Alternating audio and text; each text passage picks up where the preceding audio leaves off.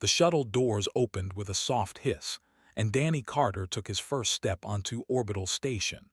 He was 23 years old, born and raised in the mountains of Montana, and until 6 months ago, he had never left Earth. Now he stood in a massive metal corridor that floated somewhere between the stars, surrounded by creatures he had only seen in government briefings. He gripped the strap of his small bag and tried to look calm. His heart was beating fast, but he kept his face still. His grandfather had taught him that trick. When you are nervous, do not show it. Predators can smell fear. The station was enormous. The ceiling rose so high that Danny could barely see it. Strange lights floated in the air without any wires holding them up. Aliens of all shapes and sizes moved through the corridors. Some walked on 2 legs like humans. Others crawled on 6 or 8. A few seemed to float. Danny had studied the files on the transport ship, but seeing them in person was something else entirely. A woman in a gray uniform approached him. She had tired eyes and a tight smile that did not reach them. "Danny Carter?" she asked. "Yes, ma'am." "I'm Ambassador Price. Welcome to station." She looked him up and down, and her smile faded a little. "You're younger than I expected." "I get that a lot," Danny said. Ambassador Price turned and began walking. Danny followed. She spoke quickly as they moved through the crowded corridors. "Earth has been part of the Galactic Coalition for 60 years now. That sounds like a long time, but out here it means nothing. They have been spacefaring for over 12,000 years. The Eye for 8,000. Even the youngest species in the Coalition has at least 2,000 years on us. To them, humanity is a baby that just learned to walk." Danny nodded. He had read all of this in his briefing materials. Humanity was the new kid in a very old neighborhood, and not everyone was happy about it. "They are our hosts on this station," Ambassador Price continued. "They are a predator species, hunters. Their entire culture is built around the hunt: strength, speed, skill. These things matter more to them than anything else, and they do not think highly of humans." "Why not?" Danny asked, though he already knew the answer. "Because we are soft, small. We do not have claws or fangs or armored skin, though we look like prey." She stopped walking and turned to face him. "Your job here is simple. Stay quiet, stay out of the way, do your work and do not cause problems. They tolerate us because the Coalition requires it, but tolerance is not respect. Do you understand?" "Yes, ma'am." She studied his face for a moment, then nodded. "Good. Your quarters are in the lower section. You will be working in cargo storage. Report to Bay 7 tomorrow morning at 600 hours. Danny spent the rest of that day exploring what little of the station he was allowed to see. The lower levels were dimmer and older than the main corridors above. The walls here were scratched and stained. This was where the workers lived, the unimportant ones. He found his room. It was small, barely larger than a closet. A thin bed, a metal desk, a tiny window that looked out into the blackness of space. Danny set his bag down and sat on the bed. He pulled out a small wooden carving from the bag. It was a wolf, carved by his grandfather many years ago. He rubbed his thumb over the smooth wood and took a deep breath. He was a long way from home. The next morning, Danny reported to Bay 7 as ordered. The cargo bay was vast and cold. Massive containers filled the space, stacked high toward the ceiling. A handful of workers moved between them, scanning labels and checking manifests. Most of them were not human. Danny's supervisor was a short creature with gray skin and 4 arms. His name was something Danny could not pronounce, so the creature told him to just say. Did not seem to care that Danny was human. He only cared that Danny worked hard and did not break anything. The work was simple but tiring. Danny hauled crates, sorted supplies, and cleaned equipment. He did not complain. He had worked harder jobs back home. On his 3rd day, he was cleaning a transport loader in the main corridor when he heard laughter.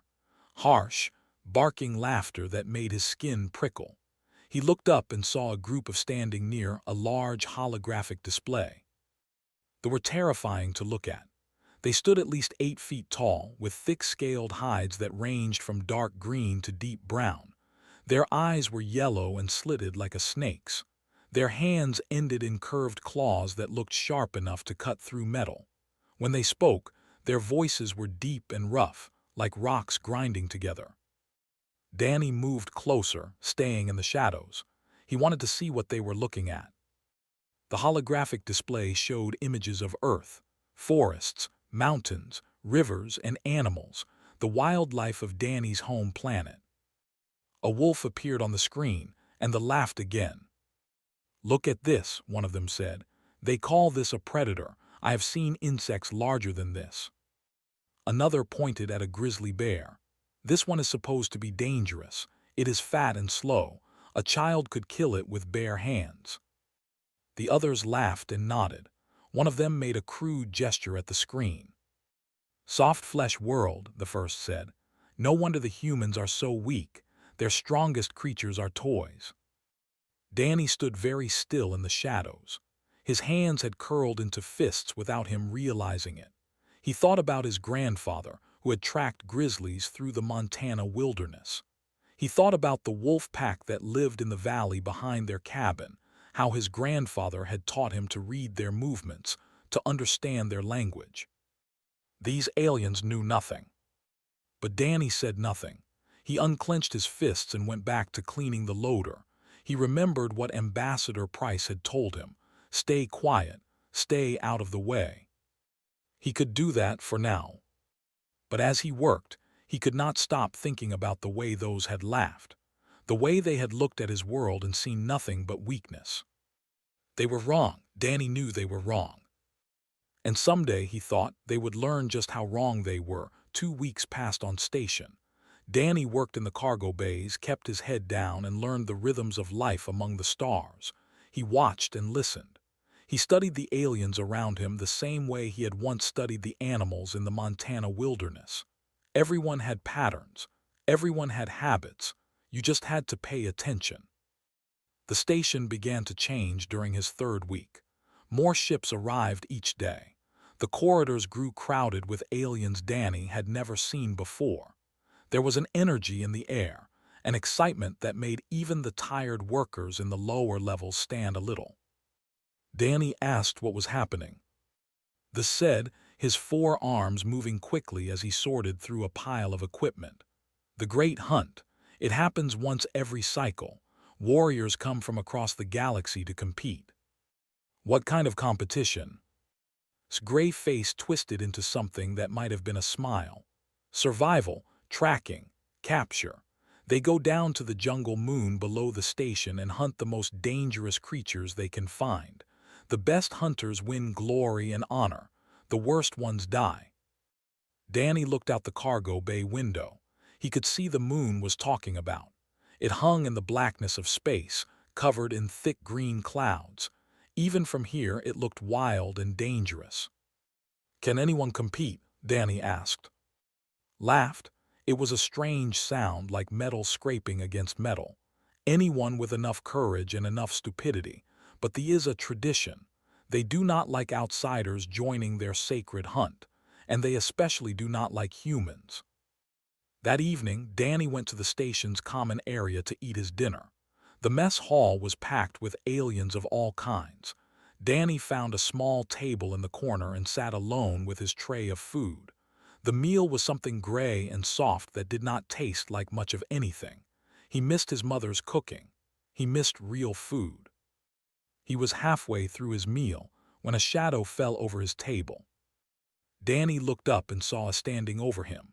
This one was younger than most, with bright green scales and yellow eyes that burned with arrogance. 2 others stood behind him, their arms crossed over their massive chests. "You are the Earth creature," the young said. His voice was loud enough for the whole mess hall to hear. "The soft flesh they let crawl around our station." Danny said nothing. He set down his fork and waited. The leaned closer. His breath smelled like copper and smoke. My father is General Commander of the 3rd Fleet, and I want you to know something, little human." He reached down and grabbed Danny's food tray. You do not belong here." He threw the tray across the room. Food splattered against the wall. The mess hall went quiet. Every eye turned to watch. Smiled, showing rows of sharp teeth. "On my world, creatures like you are prey. We hunt them for sport. Perhaps that is what we should do with you in the. Give the warriors something easy to chase." Laughter rippled through the room, not just from the. Other aliens were laughing too. Danny felt his face grow hot, but he kept his expression calm. Turned to walk away, still laughing with his friends, and something inside Danny shifted. He thought about his grandfather, about all the times the old man had told him that real strength was not about size or claws or fangs. Real strength was about knowing who you were and never letting anyone take that from you. "I challenge you." The words came out clear and steady. Danny was surprised by how calm his voice sounded. The laughter stopped, turned around slowly, his yellow eyes narrowing. "What did you say?" Danny stood up from his table. He was at least 3 feet shorter than the warrior, but he did not look away. Under coalition law, any species member can challenge for entry into the if their honor has been insulted. Danny had spent many nights reading through the old laws and traditions. He had hoped he would never need this knowledge, but hope was not a plan. "You insulted my honor. I challenge you to a preliminary hunt. Winner earns a place in the competition." The silence in the mess hall was absolute. No one moved, no one breathed. Then began to laugh. It was a deep, ugly sound. "You, a soft-flesh human, wants to hunt against me." He looked at his companions and they laughed with him. "This is wonderful. This is perfect. I accept your challenge, little creature. When I defeat you, you will leave this station in shame. Your entire species will be humiliated." "And if I win?" Danny asked. His laughter faded. His eyes grew cold. "You will not win, but if by some miracle you do, then you will have earned your place in the. And I will acknowledge that humans are not completely worthless." He said the last word like it was a curse. The challenge was set. The rules were simple. Danny and would descend to the jungle moon. They would each have 1-day cycle to track and capture a creature called a shadow stalker. These were venomous predators that lived in the deep jungle, fast, deadly, and almost impossible to find. Whoever brought back a live shadow stalker first would be the winner. The news spread through the station like fire. By the next morning, everyone knew about the human who had challenged a warrior. Most of them thought Danny was insane. A few thought he was brave. All of them expected him to die. Ambassador Price found him in his quarters that evening. Her face was red with anger. "Do you have any idea what you have done?" she demanded. "This is a disaster. You have made humanity look foolish. When you fail, and you will fail, it will set back our diplomatic progress by years." Danny sat on his small bed, calm and quiet. "I know the risks." "You know nothing. You are a cargo worker from a backwater planet. Has been training for the hunt since he was a child. He has weapons and technology you cannot even imagine. You have nothing." Danny reached into his bag and pulled out the small wooden wolf his grandfather had carved. He looked at it for a long moment. "I have everything I need," he said. Ambassador Price stared at him. Something in her expression changed. Not respect, not yet, but something close to curiosity. "You really believe you can do this?" Danny looked up at her. His eyes were steady and certain. "My grandfather tracked wolves through Montana blizzards. My father hunted elk in mountains where one wrong step meant death. My people have been hunters for 100,000 years. We did not survive because we were the biggest or the strongest. We survived because we were patient, because we watched and learned and never gave up." He put the wooden wolf back in his bag. "They have forgotten what real hunting means. Tomorrow I am going to remind them." Transport shuttle dropped through the thick green clouds of the jungle moon. Danny sat alone in the small cargo hold, his eyes closed, his breathing slow and steady. He could hear the engines roaring outside. He could feel the ship shaking as it pushed through the atmosphere. But inside he was calm. He was ready.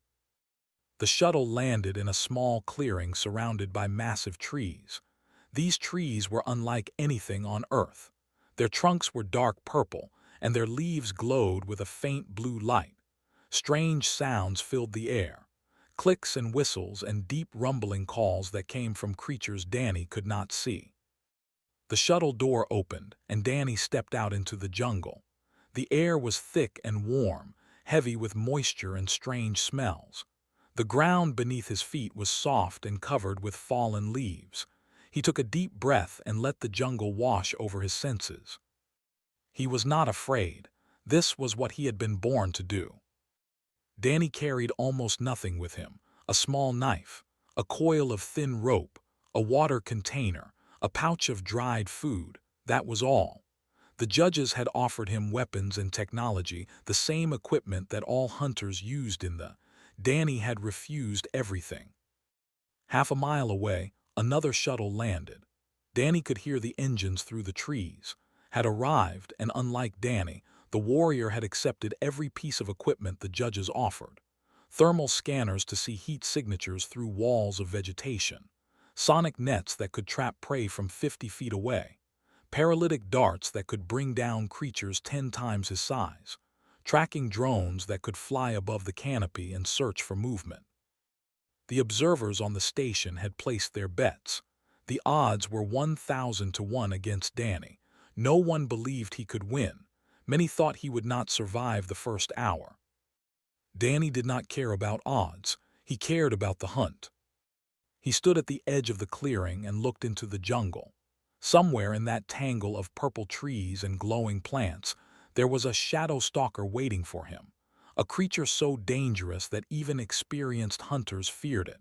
A predator that could kill in silence and vanish without a trace. Danny smiled.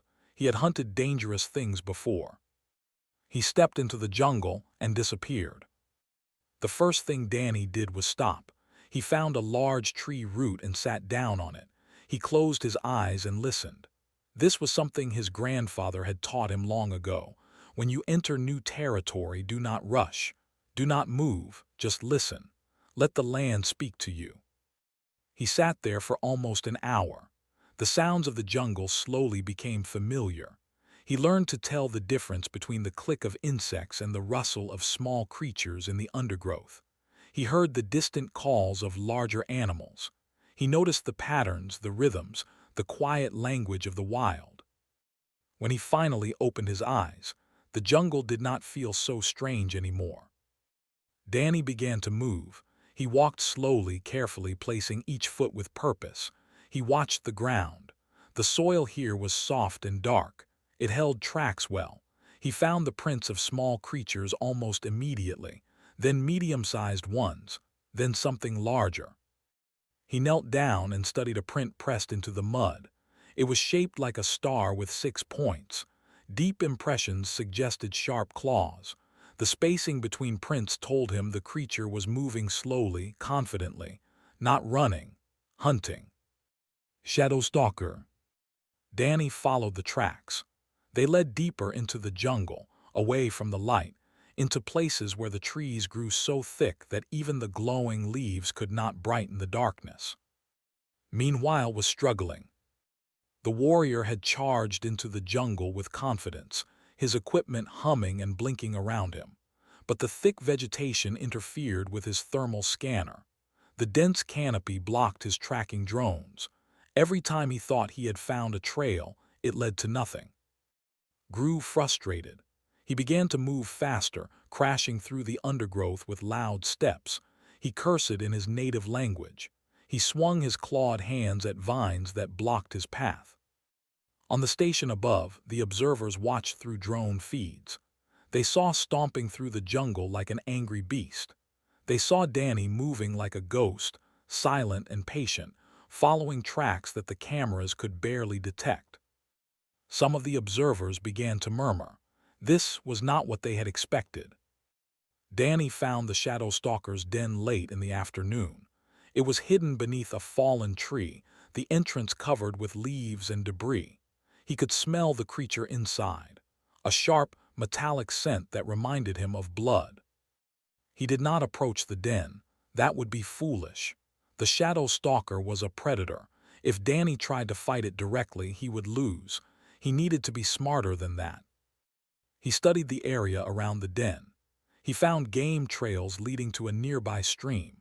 He found scratch marks on trees where the shadow stalker had sharpened its claws. He found the remains of old kills, bones picked clean and scattered in the undergrowth.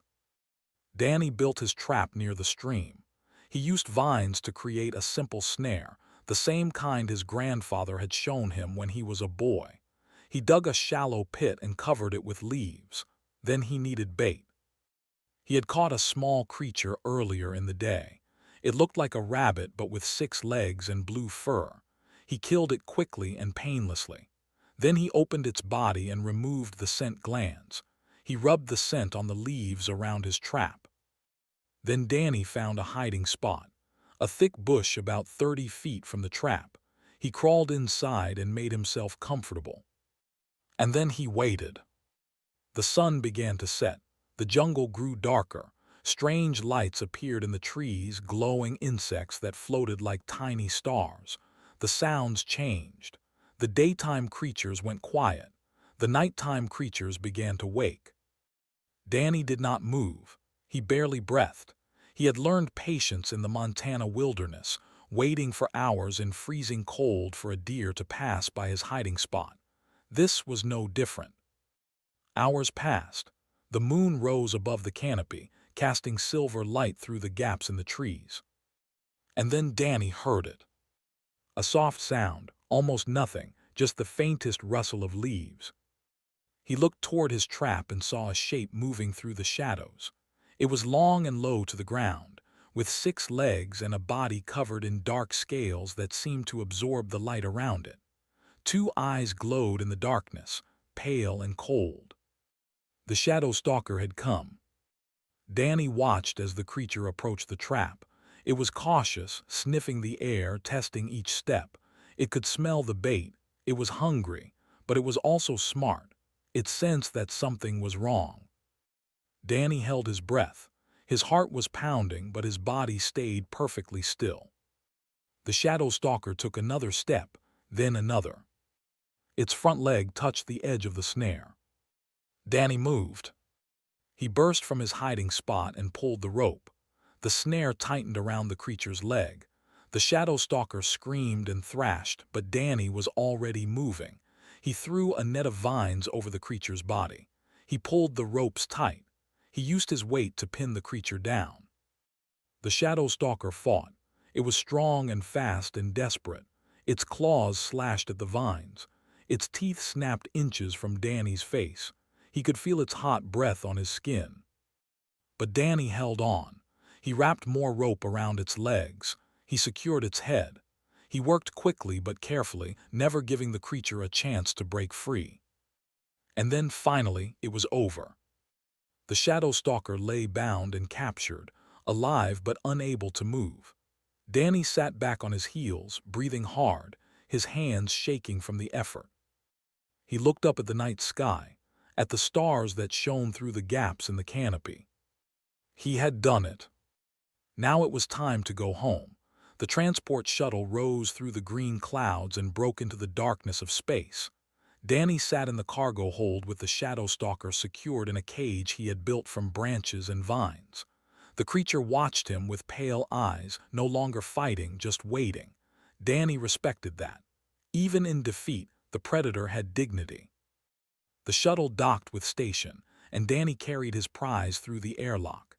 He walked slowly through the corridors toward the main viewing hall where the judges waited. His clothes were torn and dirty. His arms were covered in scratches. There was dried blood on his face from where a branch had cut him during the final struggle with the shadow stalker. But he walked with his head high. Word had spread through the station like wildfire. Everyone knew what had happened on the jungle moon. Everyone had watched the drone feeds. By the time Danny reached the viewing hall, the corridors were packed with aliens of every species, all pushing and shoving to get a glimpse of the human who had done the impossible. The viewing hall was enormous. Tall windows looked out at the stars. Hundreds of warriors stood in rows along the walls, their yellow eyes fixed on Danny as he entered. At the far end of the hall, a platform held the three judges who would decide the outcome of the challenge. They were ancient, their scales faded and their bodies bent with age. Danny walked to the center of the hall and set the cage down on the floor. The shadow stalker hissed inside, but it could not escape the bonds Danny had made.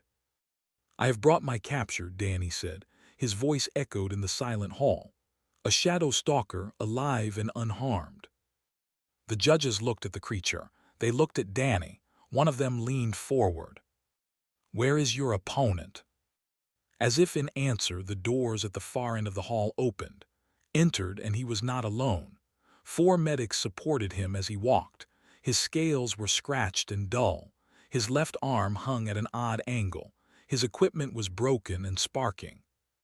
He had no capture. The hall erupted in whispers. This was unprecedented. A human had defeated a warrior in a hunt. It should have been impossible. Stopped beside Danny. His yellow eyes burned with shame and hatred. He looked at the shadow stalker in its cage, then at Danny, then at the floor. He said nothing. The whispers grew louder. Some of the warriors were shaking their heads in disbelief. Others were shouting accusations. The human cheated. He must have had hidden technology. This is a trick, a deception. The judges raised their hands for silence, but the crowd would not quiet down. More voices joined the chaos. Fists pounded against walls. Claws scraped against metal. The air grew thick with anger and confusion. Danny stood in the center of it all, calm and still. He had expected this. They would not accept defeat easily. They would look for any excuse to invalidate his victory. But then something happened that no one expected. A deep voice cut through the noise like a blade. "Silence." It was a single word, but it carried the weight of mountains. The crowd went quiet instantly. Every in the hall stiffened and turned toward the source of the voice. An old stepped forward from the shadows at the edge of the hall. He was taller than the others despite his age. His scales were pale gray, almost white, with hundreds of old wounds. One of his eyes was missing, replaced by a dark, empty socket. He walked slowly, deliberately, each step measured and precise. Danny did not know who this was, but he could feel the power radiating from the old warrior. This was someone important, someone dangerous. The old walked to the center of the hall and stopped in front of Danny. He looked down at the young human with his one remaining eye. The eye was yellow and bright, still sharp despite the weight of years. "I am," the old warrior said, "supreme hunter of the people. I have killed more creatures than any warrior alive. I have walked on 100 worlds and hunted beasts that exist only in nightmares." He paused. "And I have watched your hunt, human, every moment of it." Danny met his gaze without flinching. "Then you saw that I followed the rules." "I saw much more than that." Turned to face the crowd. When he spoke again, his voice filled the entire hall. "You call this human a cheater. You say he must have used tricks and technology to win. But I watched him hunt, and I will tell you what I saw." He pointed one clawed finger at Danny. "I saw a warrior who entered the jungle with nothing but a knife and rope. I saw him sit in silence for an hour, learning the voices of the land. I saw him track his prey through marks in the mud and scratches on trees. I saw him build a trap with his bare hands and wait in darkness for 6 hours without moving." The hall was utterly silent. No one dared to speak. "This human hunted the old way," continued. "The way our ancestors hunted before we had ships and scanners and sonic nets. He used his eyes and his ears and his patience. He understood his prey. He respected it. And when the moment came, he was ready." Turned back to Danny. The old warrior's eye held something that Danny had not seen in any before. Something like recognition. Something like respect. "We have forgotten," said, his voice softer now. "We have grown soft with our technology. We have become lazy hunters who rely on machines to do our work. We call ourselves the supreme predators of the galaxy, but we have lost the true spirit of the hunt." He reached out and placed his clawed hand on Danny's shoulder. The touch was heavy, but it was not threatening. It was something else, something sacred. This human has reminded me of what we once were, what we should still be. Looked into Danny's eyes and spoke a single word that echoed through the silent hall. Brother. The word hung in the air like a living thing. Danny felt its weight settle onto his shoulders. He understood what it meant. In culture, this was the highest honor one hunter could give another. It meant equality. It meant kinship. The crowd began to murmur. Some warriors looked angry, others looked thoughtful. A few nodded slowly, their eyes fixed on Danny with new understanding. Stood frozen, his face twisted with disbelief. His father was a general.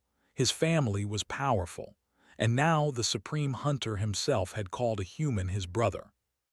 Raised his hand again, and the crowd fell silent. I declare this challenge valid, he said. The human Danny Carter has won fairly. He has earned his place in the, and I will say this to anyone who disagrees. His eyes swept across the hall, cold and hard. You may take your complaint to me personally.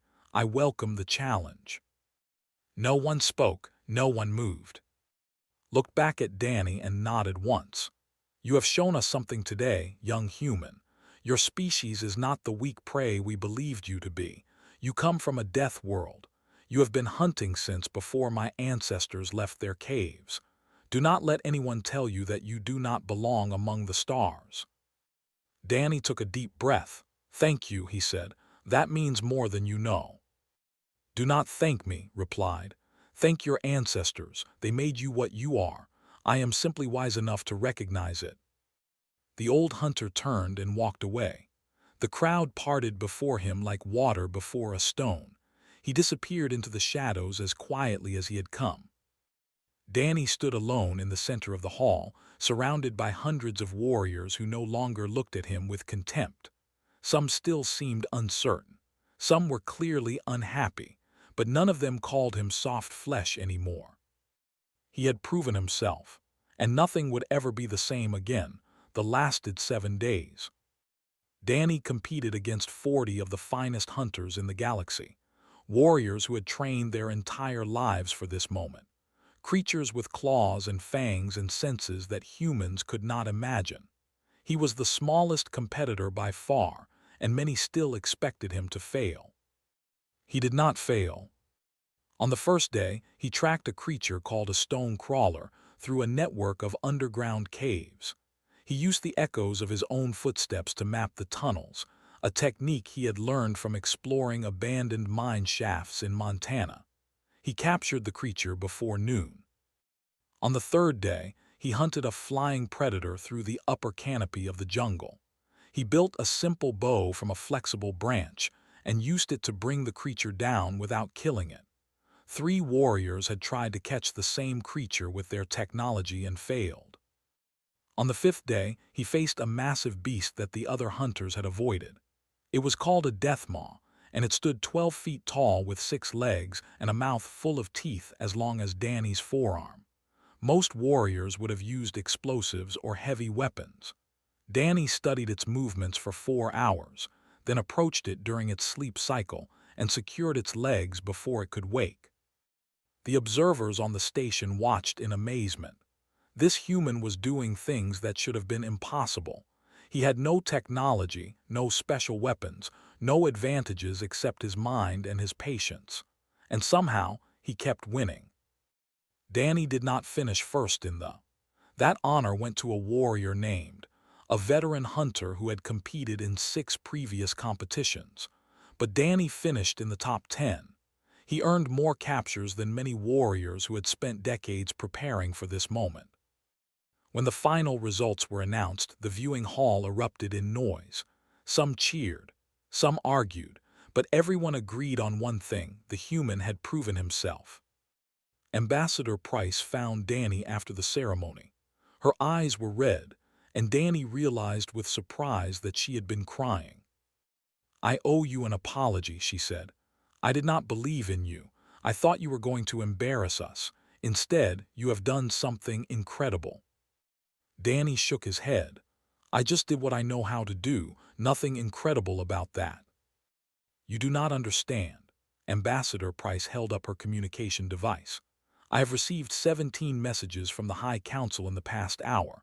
They want to discuss new trade agreements, new military alliances. They are talking about upgrading humanity's status in the coalition. She laughed, a strange and almost disbelieving sound. Do you know what they are calling Earth now? Not a developing world, not a primitive planet. They are calling us a warrior culture of emerging significance.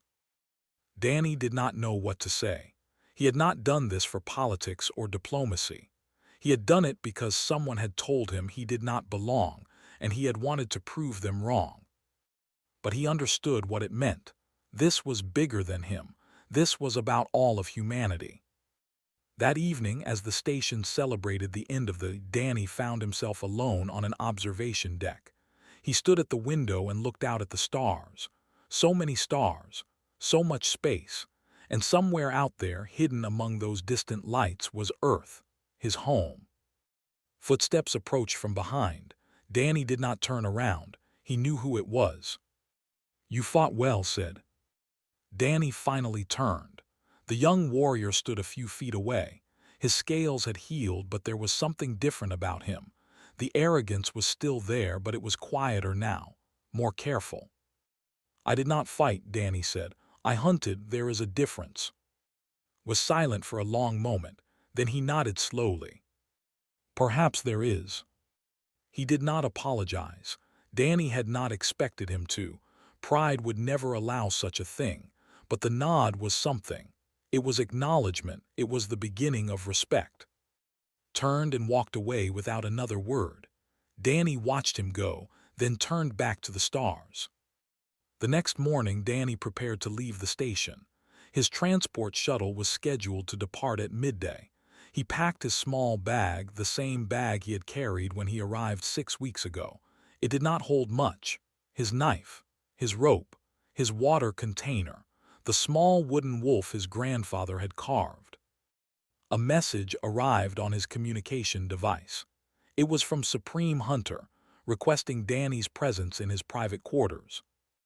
Danny had never been to the upper levels of the station. This was where the important people lived, the warriors and generals and leaders who shaped the destiny of the empire. He felt out of place as he walked through the gleaming corridors, past doors that led to rooms larger than his entire cabin back home. His quarters were simple, bare walls, a few pieces of furniture, a window that looked out at the jungle moon below. The old hunter stood with his back to the door, his hands clasped behind him. "You are leaving," said without turning around. "Yes, my time here is finished." "Your time here is just beginning." Turned to face him. "You have started something, young human. You may not understand what it is yet, but I do. I have lived for a very long time and I have seen many things change. This feels like one of those moments." He walked to a cabinet against the wall and opened it. Inside was a blade. It was beautiful in its simplicity. A curved blade of dark metal, perfectly balanced, with a handle wrapped in leather that had been worn smooth by countless hands. "This is a hunter's blade," said. "It belonged to my father and his father before him and his father before that. It is given only to those who have proven themselves worthy of the old ways." He held the blade out to Danny. Danny hesitated. "I cannot accept this. It is part of your family." "You are part of my family now," said. "I called you brother and I meant it. Among my people that is a bond stronger than blood." He pressed the blade into Danny's hands. "Take it. Remember what you have learned here, and teach others what it means to be a true hunter." Danny looked down at the blade. It was heavy in his hands, heavy with history and meaning and responsibility. "I will," he said. "I promise." Nodded. "Go home, Danny Carter. Go back to your mountains and your forests and your wolves. But remember that you are no longer just a man of Earth. You are a hunter of the stars now, and you have brothers who will never forget what you did here." Danny left the station that afternoon. He watched through the shuttle window as station grew smaller and smaller, until it was just another point of light among the stars. Then he closed his eyes and slept for the first time in days. 3 weeks later, he was home. The cabin in Montana looked the same as it always had, small and simple, surrounded by pine trees, with the mountains rising in the distance. Danny walked up the path with his bag over his shoulder. The air smelled like earth and rain and freedom. He hung his blade on the wall beside his grandfather's old rifle. The two weapons looked good together. Old and new, earth and stars, two different worlds joined by the simple truth that some things never change. Outside, the sun was setting over the mountains. Danny sat on the porch and watched the colors spread across the sky. Somewhere in the distance, a wolf howled. He smiled. The news of his deeds spread quietly through coalition space in the weeks and months that followed. Other species began to look at humans differently, not as children stumbling into the stars, but as something older and more dangerous than they appeared. Earth was no longer the joke of the galaxy. It was something to respect, something to fear. And in the hunting halls of a new saying began to circulate among the warriors. They whispered it to each other before competitions. They taught it to their children. They carved it into the walls of their training grounds. Beware the soft flesh. They do not hunt with claws, they hunt with patience, and patience kills. Danny Carter never returned to space. He spent the rest of his life in Montana, teaching young people how to track and hunt the way his grandfather had taught him. But he never forgot his time among the stars. And sometimes, late at night, he would take his blade down from the wall and hold it in his hands. And he would remember the moment when the supreme hunter of had looked into his eyes and called him brother. That memory stayed with him until the end of his days. It was enough.